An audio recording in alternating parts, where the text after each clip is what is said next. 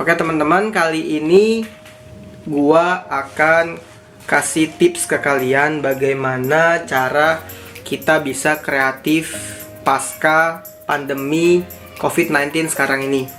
Nah, ini pengalaman pribadi gua, jadi gua share ke kalian supaya bisa menginspirasi, mungkin bisa memberikan teman-teman ide untuk bisa menghasilkan uang walaupun kita kerja di rumah. Karena yang gua alamin pas gua kerja di rumah itu nggak efektif teman-teman.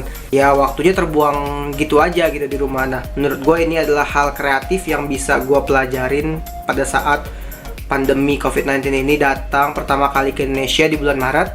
Nah, gua mulai baca-baca dan gue akan kasih tahu teman-teman tipsnya ya. Yang pertama, kita akan ngebahas yang namanya pasar saham atau pasar modal. Dimana tips yang pertama yang gue anjurin, kalau kalian mau main saham atau trading saham di pasar modal, teman-teman harus punya yang namanya akun. Akun itu bisa teman-teman registrasi di sekuritas manapun, dan banyak sekuritas di Indonesia ini yang bisa ngebantu teman-teman untuk teman-teman bisa ngelakuin transaksi beli saham atau jual saham gitu. Ada MNC, ada Mirae, ada Phillip Sekuritas, ada CGS Sekuritas, dan masih banyak yang lainnya. Jadi teman-teman bisa searching aja, nanti di situ ada plus minusnya setiap sekuritas dan teman-teman bisa tahu fee-nya berapa. Jadi kalau teman-teman mau transaksi, di situ ada yang namanya fee yang akan dipotong sama sekuritas tersebut, dan jika teman-teman jual, itu juga ada fee dari sekuritas tersebut. Dan tips yang pertama yang gue harus saranin ke teman-teman adalah harus punya akun terlebih dahulu. Karena kalau nggak punya akun, teman-teman nggak akan bisa yang namanya transaksi atau jual beli saham di sini. Jadi kalau misalkan teman-teman mau, teman-teman bisa langsung registrasi aja. Dan kalau misalkan teman-teman nggak tahu caranya, nanti komen aja di bawah, nanti gue akan bales komen teman-teman, dan teman-teman bisa daftar kayak gue waktu itu daftar juga gitu kan. Yang kedua, gue akan kasih tahu ke teman-teman hal yang paling simple yang harus teman-teman tahu adalah dari segi perusahaan yang teman-teman mau beli saham itu sendiri.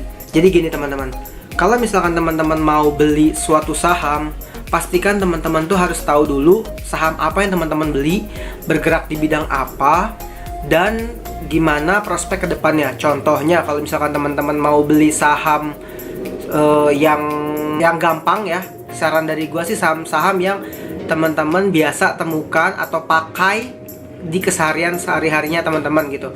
Jadi kalau seandainya teman-teman kan kalau mandi gitu kan pasti pakai yang namanya sabun, atau teman-teman pakai sampo, atau kalau misalkan teman-teman pergi keluar, teman-teman pakai kendaraan itu nama sahamnya biasanya ada Astra dan lain-lainnya.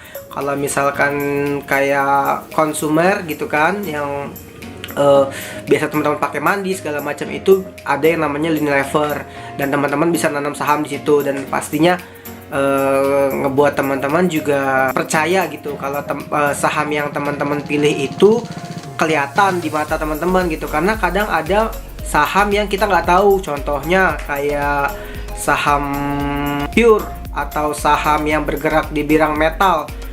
Teman-teman kan pasti bingung, metal itu apa? Teman-teman nggak tahu yang namanya metal itu apa, dan nggak pernah kita temuin gitu kan di luaran sana.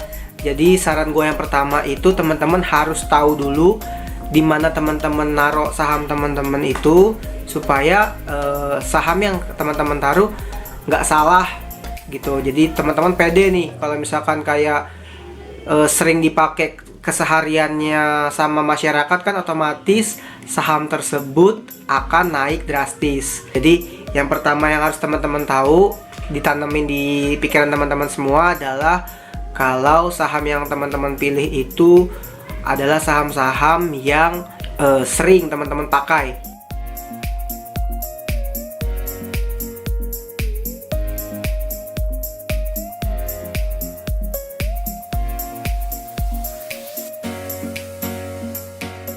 Harganya itu murah, teman-teman cepat-cepat beli.